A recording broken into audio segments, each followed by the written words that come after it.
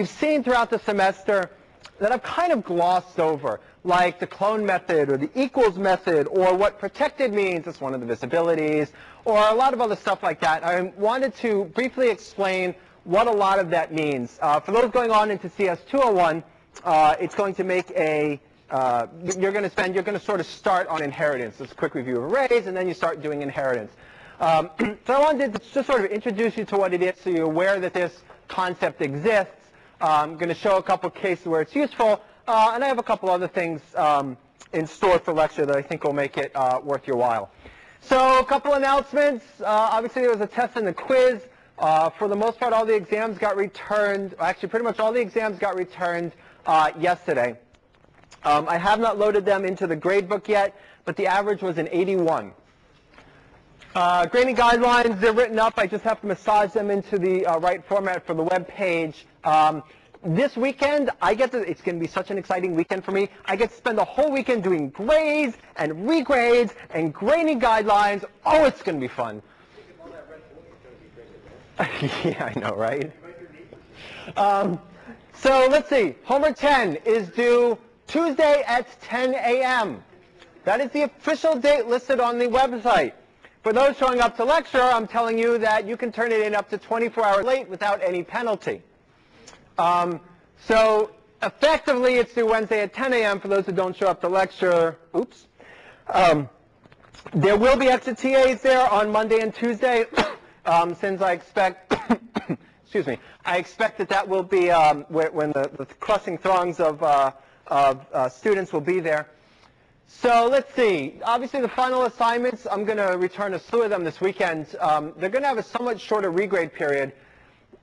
I expect to turn in the grades on Monday, May 7th. So the final is Monday, May 4th. We're going to get to that. I'm sorry, Friday, May 4th. We get to spend the weekend grading it, and then I'm hoping that Monday to turn in the grades, which means that anything I return this weekend, if you wait a full 10 days to submit a regrade, that's actually after I turn in the grades. So the stuff that I return this weekend is going to have a slightly shorter regrade period, 5 days or so. I think that's still pretty reasonable. And if for whatever reason you want to talk about a regrade after that, we certainly can, but that would require a grade change form and all that other stuff. So my goal is to have everything except, that should say quiz 3, and homework 10 returned by the end of this weekend. I think we can certainly get most of the grades returned. There might be one or two that'll take into the beginning of next week. Last week's lab got delayed a bit, for example. But for the most part, I expect the majority of grades to be returned this weekend. Quiz 3, the 101E students haven't taken that, and they won't take it till Sunday night, so we obviously can't get that returned this weekend. Homework 10 is due 2 days after the weekend, so we obviously can't return that 2 days before. So the final exam is completely optional. You can show up, decide to take it or not. If you don't want to take it, you don't have to you don't have to let me know. You are more than welcome to show up, look at the final exam, decide if you want to take it, and if you say, you know, I think I'd rather not, then you're welcome to rip it up and hand us the confetti. If you do take the exam and turn it in, we are required to grade it and need to count that grade towards your average, regardless if that hurts or helps. So keep that in mind. The other thing to keep in mind is please don't take the final. I don't actually like to grade exams, as you can probably guess from, well, I mean, just in general, grading is not sort of what I took this job for. The exams, we're going to make it so horrendously hard that we're hoping to, like, scare all of you away. I mean, in reality, if you are happy with the grade that you got prior to the final, the grade that the ViewGrade script will report at the end of this weekend, it'll actually give you a letter grade after this weekend is over. Then if you don't take the final, that is the grade that you will receive for the course. Keep in mind that it obviously, homework 10 and quiz 3 need to be graded before that's finalized. So let's see, we're going to talk about inheritance today. We're going to do a course wrap-up on Monday. The other thing I want to mention is there is Lab 12. Who has done Lab 12 so far? Okay. So Lab 12 is a do-at-home lab, or do from anywhere, really. It's a chance for you to give some comments about the course and to give some comments about the TAs. If there are TAs that you thought did a really good job, mention it. Those comments will go to the TAs. there are TAs you thought didn't do such a good job, mention it. Those comments will go to the TAs. To a certain extent, I've had some interesting comments both ways that were needed to be edited a bit. But essentially, when you actually rate this, I will send all the TAs the numerical scores of their ratings and any comments you have. And the reason we do this is I can edit, well, not anymore, but a month ago I was able to add questions to the toolkit evaluation. But the toolkit is such a pain in the butt to use. And it's really difficult to add questions, and they don't have many question types, and it's just really a pain in the butt. So that's why we do this survey.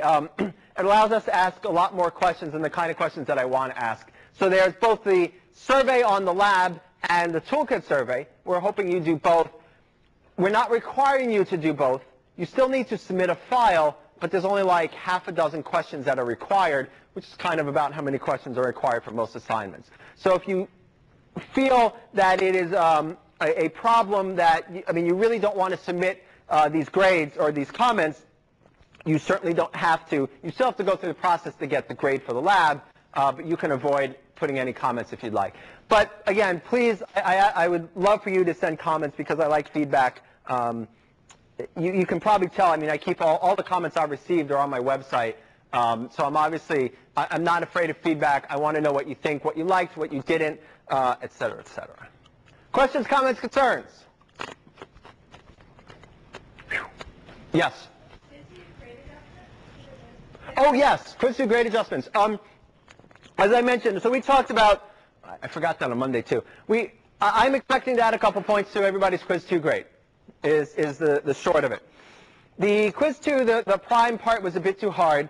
We modified that a bit by,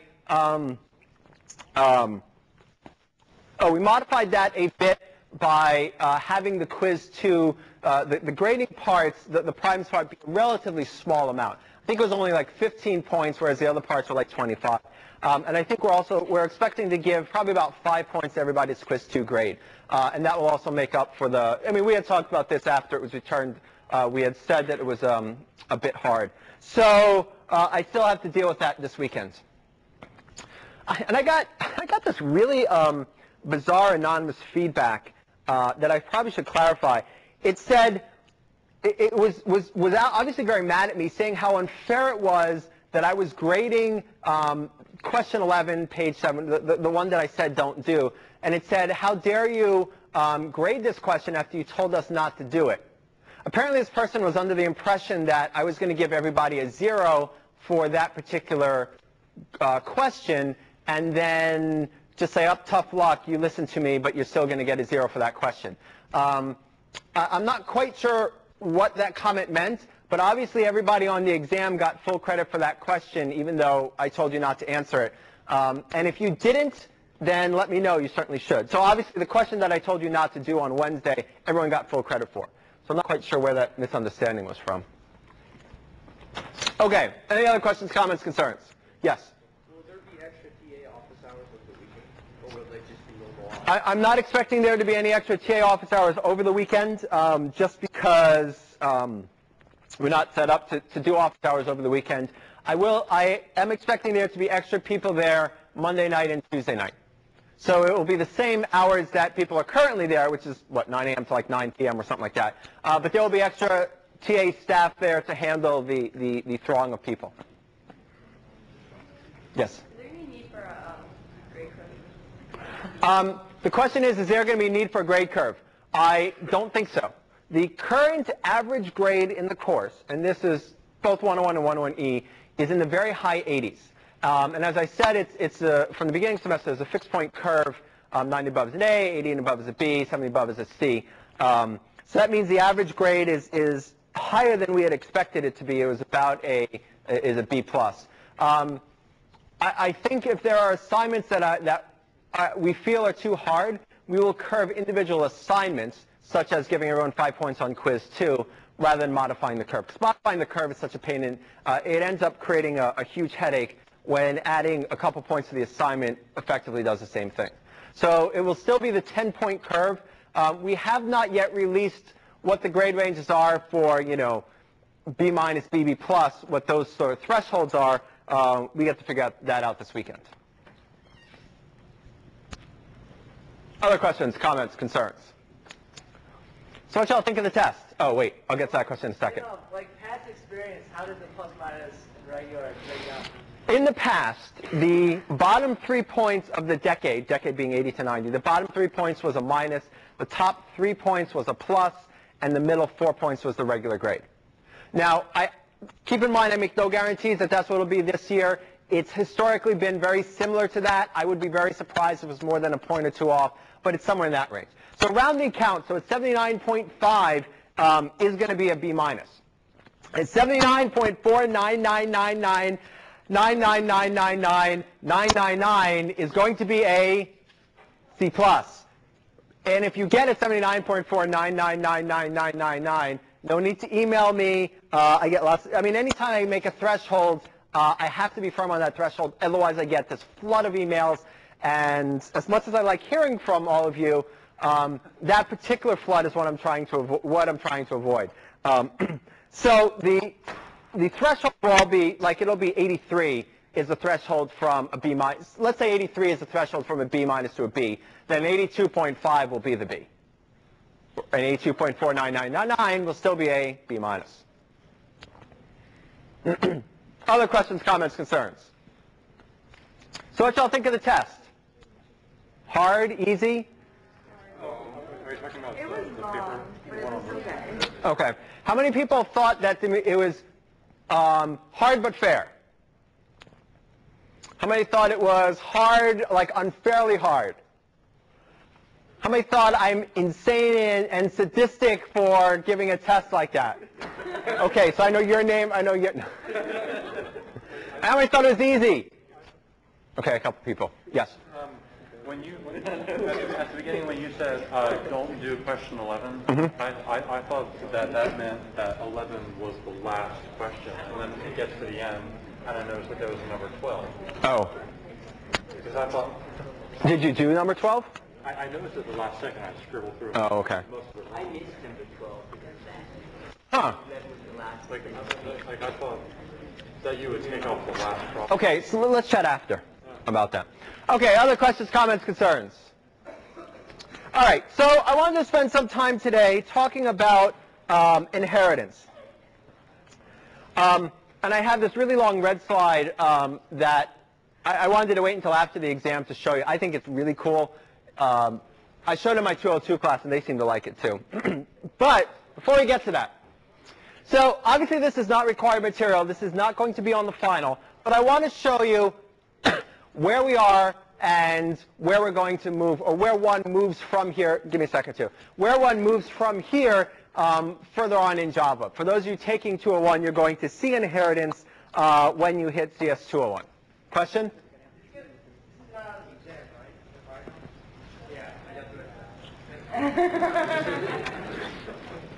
So, inheritance isn't normally covered in 101. This is stuff that, I want you to see where we're going. I want to tie up some loose ends, like the equals, what object means, what clone means, et cetera, et cetera. You're going to see all of this for those of you who continue on into 201.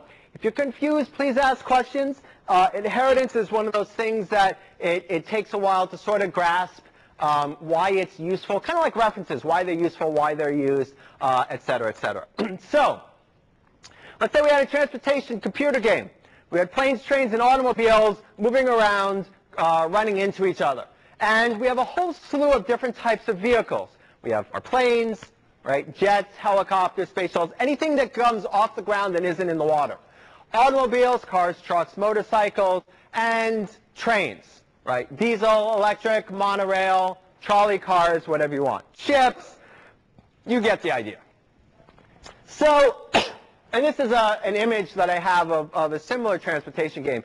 You see there's a plane coming into land, the plane there, there's a train going into the station, a whole bunch of cars. Someone could easily create a game that does similar things. It's just one of those free games on the internet. So we've talked about this in some context before. You create a car class. And that car class has a bunch of car-like methods, right? Drive, move, get location, break down, fill up. And you create a whole bunch of car objects. And each one of those car objects is sitting there somewhere. And you have a plot method, which is obviously slightly more advanced than the nifty-difty plot method that I showed you when we first talked about the car class. It was just like a block. So, and there's a lot of there's a lot of methods that are going to be needed for all of these. Fly, takeoff, land, these are all for aircraft of some sort. Helicopters, planes, space shuttles, whatever your mode of transportation is. Set altitude, set pitch. Pitch is your orientation up and down. But you'll notice that a lot of this code is common to the planes. So all of your aircraft, whatever they are going to have all of these methods. And so really you're going to have to write the fly method for every class. And it kind of becomes a bit of a drag, because you basically take this one method called fly, and you need to write it for the space shuttle, you need to write it for the helicopter, you need to write it for the jet plane, and for the Boeing 747 class. And we're replicating a lot of our code. They have a lot in common. What it would be nice to be able to do is to write one fly method somewhere, somehow, and have that fly method work in any of the planes. So you don't have to write a separate fly method for every class, or every aircraft class. You just write a single fly method, and it somehow magically ends up in every aircraft class that we have. The other problem, of course, is that let's say you need to change your fly method. I don't know, something changed. The FAA instituted a new rule, and you suddenly have to change your fly method. If you have a separate fly method in every aircraft class that exists, you have to go through every one and change it. And if you have 100 such classes, you have to go through 100 methods to make some rinky-dink change in the fly method. But if you had only one copy of the fly method that was somehow shared by all of these, then it would be much easier to go and change that method because there's only one copy of it. So this is some of the motivation why we want this. And if you look at it more closely, it turns out that a lot of vehicles have a lot of the same methods. We have a move method, a get location, a set speed, is broken. Every vehicle, planes, trains, or automobiles, are going to have these methods because every vehicle can move, every vehicle has a current location, x, y, altitude, what have you. Every vehicle can try to set the speed to one sort or another. Every vehicle can break down at some point. And again, you need to create a get location method. That's just going to be a fairly simple accessor, right? Maybe it returns a point, what have you. But that get location method is now going to, that get location method is going to have to be written in every class that exists. All your plane classes, all your train classes, all your ship classes, and all your automobile classes. Again, kind of a pain in the butt. Question? Is a question mark a valid character in the method name? Like, is broken question mark? The question was, can you put a question mark in a method name? I don't think so. I think the only things in method names are letters, numbers, and the underscore, but the first character of a method name cannot be a number. I think that's the formal rule. Yes? So, if a lot of the code needs to be common, then can we use something like static? The question is, if a lot of the code needs to be common, can we use something like static? In some cases, common code can be static, but in some cases it can't.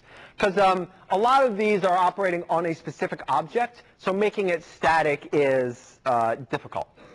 And ultimately, inheritance ends up providing a somewhat better solution for making everything static. So it'd be nice not to have to write a separate move method for every vehicle type. That game that we showed there easily has, many dozens of classes. We don't have to write a separate move method for each vehicle type. Again, you want to change one, you have to change the other.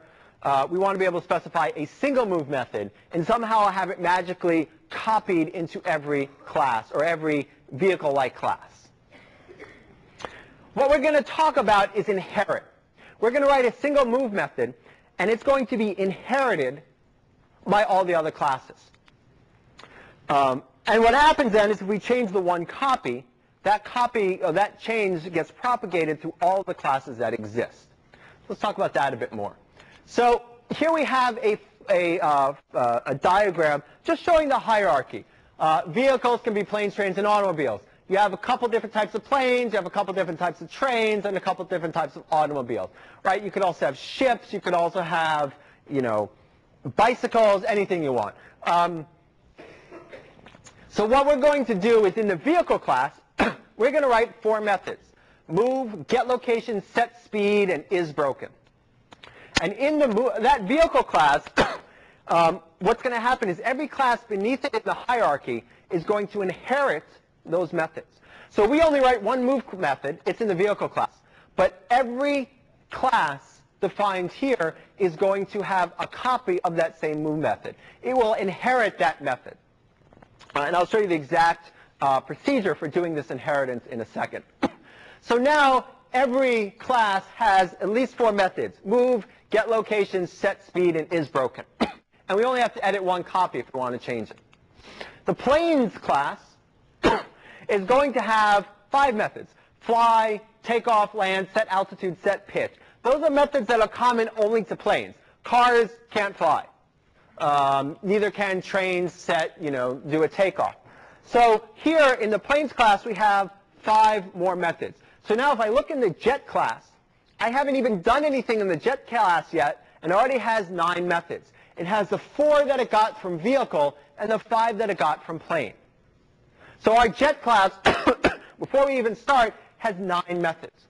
Again, if we want to change the fly method, because the FAA changed some regulations or whatnot, we just change it once in this planes class, and the change is propagated or seen in all of the other classes beneath it. Maybe the trains class has derail or get station. Maybe the automobile class has oil change or is in traffic. Right? I mean, you could find various methods. So now my car class has a total of 6 methods: the 4 it got from vehicle and the 2 that it got from automobile above it. So it inherits 4 from its essentially grandparents and 2 more from its parent. So it has a total of 6 methods, and I haven't even gotten to the car class yet. Good so far. Okay. So what we're going to do is we're going to define a parent class and a child class. And just like real life, your parent is also the child of your grandparent. There are classes that can be both. So the child class I'm going to call a subclass, because on the diagram it's below or sub the other class. And the parent class is going to be called a superclass because it's above or superior to the class we're dealing with. And obviously, train is a subclass of vehicle, because vehicle is above train, and a superclass of diesel, because train is above diesel. So here we have class vehicle. In that class, I define my methods: move, get location, set speed, is broken. I then say class train extends vehicle. And that extends word is the key word for inheritance there. What that means is I'm going to take everything that is in vehicles, vehicles, imagine that, those are actually spelled the same. I'm going to take everything that's in vehicle and I'm going to copy it into train. So before I even write any methods, everything that's in vehicle class is also in the train class. Class monorail extends train. So now everything that's in the train class is in the monorail class. So I have some 4 methods here, 2 methods there. My class monorail has 6 methods already. So that's not supposed to have an S. Correct. That's supposed to just be vehicle without the S. So this should be. There we go. So can you essentially pick and choose which class inherits from a different class? Say if you have like 2 grandparent classes, and you want some vehicles to inherit traits from one grandparent class, but not the other, then you would just... So the question is, how much can you pick or choose what class inherits from what? Java, as far as Java is concerned, it only allows what's called single inheritance, which means any one class can only have a single parent class. You can never have 2 parents, as far as Java is concerned. There is some programming languages that have something called multiple inheritance, where you can inherit from a whole slew of parents. You can have 10 parents if you want. I'm not quite sure how that works in real life. But in the programming language, you can have as many parents as you want.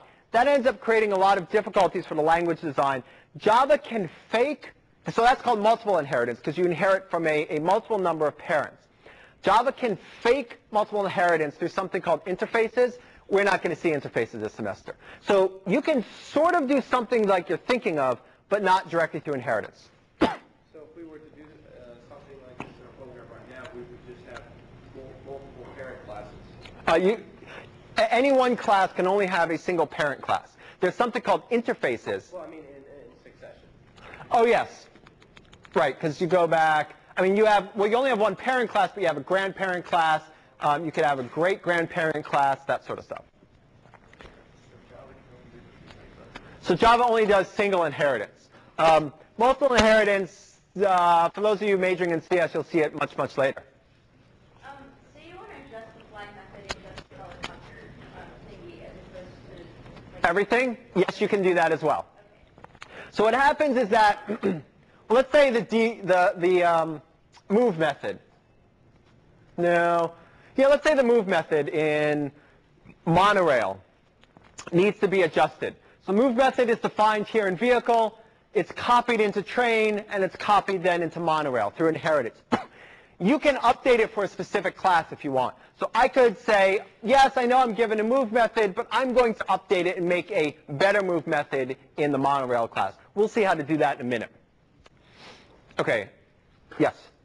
so you can't do class train extends vehicle extends something else.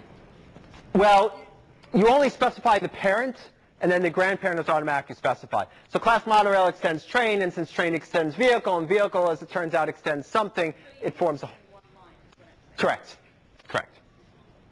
Okay, other questions? We good with this so far? How many people feel they're sort of following? Okay, so I'm seeing a good number of hands. So if class A extends class B, then class A is the subclass,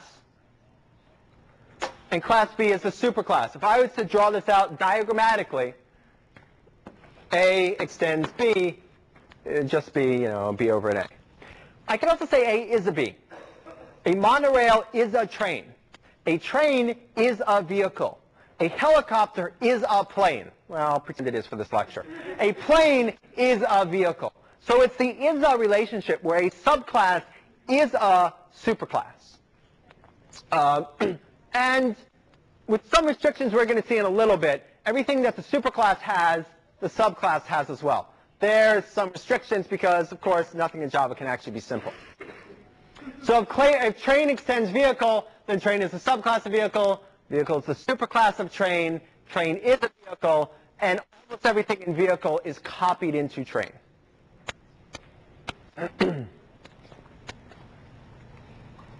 So concise and easy terminology was never object-oriented programming's strong point. All right, so we got the subclass part, we got the superclass. You'll see some other terminology if you do other programming. Some people say this superclass is called the base class because you start with the base and you extend outward. And the subclass is sometimes called the derived class because you start with the base and you derive something new. So here we can say vehicle is the base class, train is the derived class from vehicle, train is the base class for monorail, monorail is the derived class for vehicle. Yes? So is that how it looks in memory? Basically, one is sort of No. So the question is this how it looks in memory? This is not meant to be a memory diagram.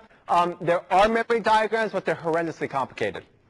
So maybe in 216 you probably could go over it, but it's much beyond actually what we're getting to in this course.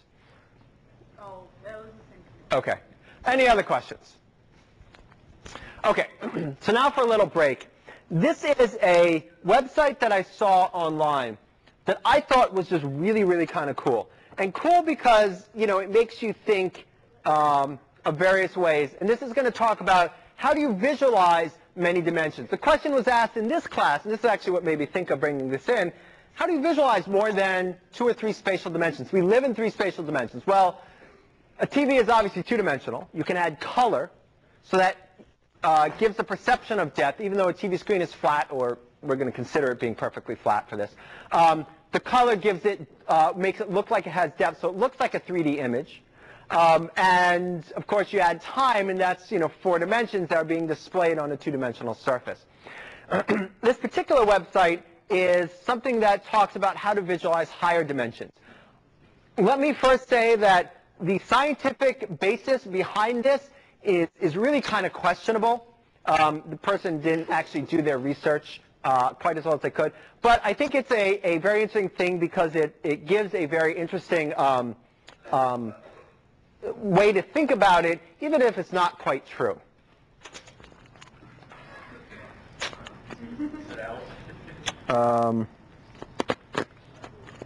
Arrow, there we go.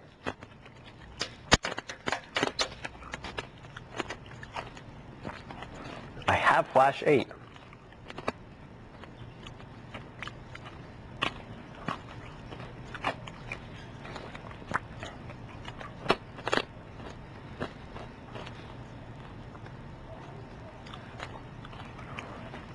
Okay.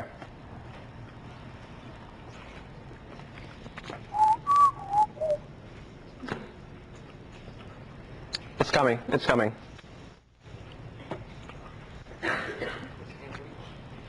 We start with the point. Like the point we know from geometry, it has no size, no dimension. It's just an imaginary idea that indicates a position in a system. A second point, then, can be used to indicate a different position. But it too is of indeterminate size. To create the first dimension, all we need is a line joining in 2 points. A first-dimensional object has length only, no width or depth. If we now take our first-dimensional line and draw a second line crossing the first, we've entered the second dimension. The object we're representing now has a length and a width, but no depth. To help us with imagining the higher dimensions, we're going to represent our second-dimensional object as being created using a second line, which branches off from the first. Now let's imagine a race of two-dimensional creatures called flatlanders. What would it be like to be a flatlander living in their two-dimensional world? A two-dimensional creature would have only length and width, as if they were the royalty on an impossibly flat playing card. Picture this. A flatlander couldn't possibly have a digestive tract because the pipe from their mouth to their bottom would divide them into two pieces. And a flatlander, a three-dimensional world, would only be able to perceive shapes in two-dimensional cross-sections.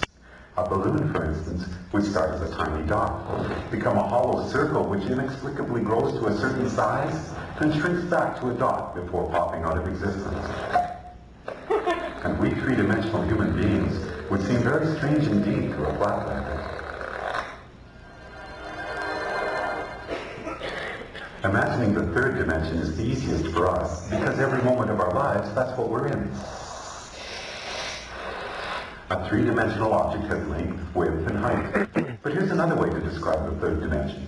If we imagine an ant walking across a newspaper which is lying on a table, we pretend that the ant is a flatlander walking along in a flat two-dimensional newspaper world. If that paper is now folded in the middle, we create a way for our flatlander ant to magically disappear from one position in its two-dimensional world and be instantly transported to another. We can imagine that we did this by taking a two-dimensional object and folding it through the dimension above, which is our third dimension. Once again, it will be more convenient for us as we imagine the higher dimensions if we can think of the third dimension in this way. The third dimension is what you fold through to jump from one point to another in the dimension below. Okay, the first three dimensions can be described with these words: length, width, and depth. What word can we assign to the fourth dimension? One answer would be duration. If we think of ourselves as we were 1 minute ago, and imagine ourselves as we are at this moment, the line we could draw from the 1 minute ago version to the right now version would be a line in the fourth dimension. If you were to see your body in the fourth dimension, you'd be like a long undulating snake, with your embryonic self at one end and your deceased self at the other. But because we live from moment to moment in the third dimension, we're like our second dimensional flatlanders. Just like flatlanders, we see two-dimensional cross-sections of objects from the dimension above. We, as can only see three-dimensional cross-sections of our fourth dimensional self.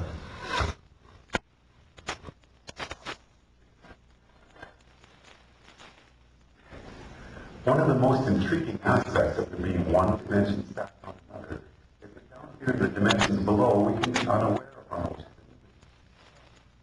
Here's a simple example. If we make a movie a strip, take a long strip of paper, add one twist to it, and take the ends together, and draw a line down the length of it, our line will eventually be on both sides of the paper before it leads back to itself. It appears somewhat amazing that the strip has only one side, so it must be a representation of a two-dimensional object. And this means that a two-dimensional flatlander traveling down the line we just drew would end up back where they started without ever feeling like they had left the second dimension. In reality, they would be looping and twisting in the third dimension, even though to them it felt like they were traveling in a straight line. The fourth dimension, time, feels like a straight line to us, moving from the past to the future. But that straight line in the fourth dimension is, like the Mobius strip, actually twisting and turning in the dimension above. So the long undulating snake that is us will feel like it is moving in a straight line in the fourth dimension, but there will actually be, in the fifth dimension, a multitude of paths that we can branch to at any given moment. Those branches will be influenced by our own choice, chance, and the actions of others. Quantum physics tells us that the subatomic particles that make up our world are collapsed from waves of probabilities simply by the act of observation. In the picture we are drawing for ourselves here, we can now start to see how each of us are collapsing the indeterminate wave of probable futures contained in the fifth dimension into the fourth dimensional line that we are experiencing as time.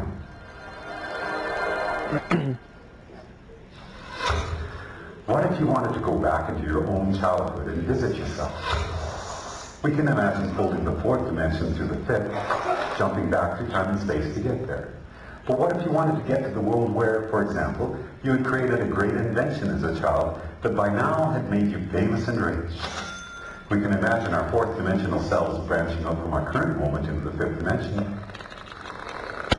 But no matter where you go from here, the great child inventor timeline is not one of the available options in your current version of time. You can't get there from here, no matter how much choice, chance, and the actions of others become involved. There are only two ways to get to that world. One would be to travel back in time, somehow trigger the events that cause you to come up with your invention, then travel forward in the fifth dimension to see one of the possible new worlds that might have resulted. But that would be taking the long way. The shortcut we could take would involve us folding the fifth dimension through the sixth dimension, which allows us to instantly jump from our current position to a different fifth dimensional line. In our description of the fourth dimension, we imagine taking the dimension below and conceiving of it as a single point. The fourth dimension is a line which can join the universe as it was 1 minute ago, just as it is right now. Or, in the biggest picture possible, we could say that the fourth dimension is a line which joins the Big Bang to one of the possible endings of our universe. Now, as we enter the seventh dimension, we're about to imagine a line which treats the entire sixth dimension as a single point. To do that, we have to imagine all the possible timelines which could have started from our Big Bang, joined to all the possible endings for our universe, a concept which we often refer to as infinity, and treat them all as a single point. So for us, a point in the seventh dimension would be infinity, all possible timelines which could have or will have occurred from our Big Bang. When we describe infinity as being a point of the seventh dimension, we're only imagining part of the picture. If we're drawing a seventh dimensional line, we need to be able to imagine what a different point in the seventh dimension is going to be, because that's what our line is going to be joined to. But how can there be anything more than infinity? The answer is, there can be other completely different infinities created through initial conditions, which are different from our own Big Bang. Different initial conditions will create different universes, where the basic physical laws, such as gravity or the speed of light, are not the same as ours. And the resulting branching timelines from that universe's beginning to all its possible endings will create an infinity which is completely separate from the one which is associated with our own universe. So the line we draw in the seventh dimension will join one of those infinities to another. And as boggling as the magnitude of what we're exploring here might be, if we were to branch off from that seventh dimensional line to draw a line to yet another infinity, we'd then be entering the eighth dimension. There's two As more. we've explored already, we can jump from one point in any dimension to another simply by folding it through the dimension above. If our hand in a newspaper were a two-dimensional flatlander, then folding his two-dimensional world through the third dimension would allow him to magically disappear from one location and appear in a different one. As we're now imagining the ninth dimension, the same rules would apply. If we were to be able to instantaneously jump from one eighth-dimensional line to another, it would be because we're able to fold through the ninth dimension. Before we discuss the first dimension, we could say that we first started out with dimension 0, which is the geometrical concept of the point. A point indicates a location in a system, and each point is of indeterminate size. The first dimension then takes two of these points and joins them with a line. When we imagined the fourth dimension, it was as if we were treating the entirety of three-dimensional space in a particular state as a single point, and drawing a fourth-dimensional line to another point represents space as if it's in a different state. We often refer to the line we just drawn as time. And in the seventh dimension, we treated all of the possible timelines which could be generated from our Big Bang as if this were a single point, and imagine drawing a line to a point representing all the possible timelines for a completely different universe. Now, as we enter the 10th dimension, we have to imagine all the possible branches for all the possible timelines of all the possible universes and treat that as a single point in the 10th dimension. So far, so good. But this is where we hit a roadblock. If we're going to imagine the 10th dimension as continuing the cycle and being a line, then we're going to have to imagine a different point that we can draw that line to. But there's no place left to go. By the time we have imagined all possible timelines for all possible universes as being a single point in the 10th dimension, it appears that our journey is done. In string theory, physicists tell us that superstrings vibrating in the 10th dimension are what create the subatomic particles which make up our universe, and all of the other possible universes as well. In other words, all possibilities are contained within the 10th dimension, which would appear to be the concept we have just built for ourselves, as we imagine the 10 dimensions built one upon another.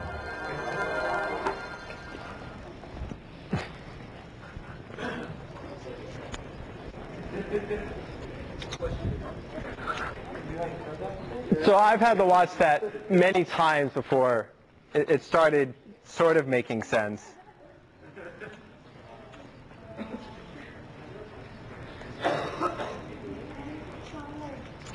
I found it very interesting. Again, the scientific validity behind it is a little questionable. I found it pretty interesting on just as an idea that sort of makes you think.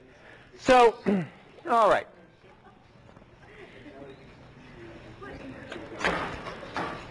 So, only 5 minutes left. So I want to go over one or two other examples about inheritance, complete context switch back to the course material. And then I have one final thing that I want to be sure to show you before you all head out.